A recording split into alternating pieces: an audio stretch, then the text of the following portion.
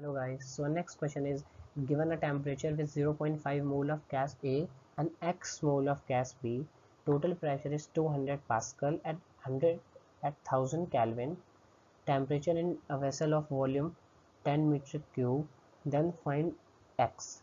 R is universal gas constant. Okay, so in this question we have to find the value X, which is the X mole of a gas B.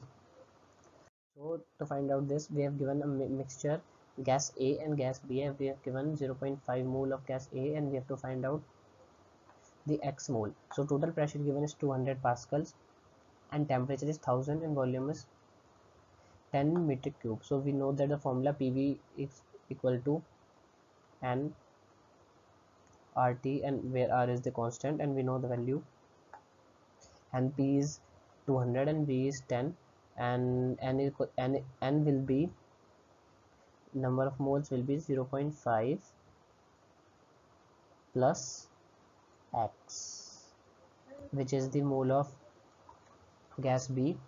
So by putting the value in the formula, we will get the answer 4 minus R upon 2R equals to X, which is option number 1. Thank you.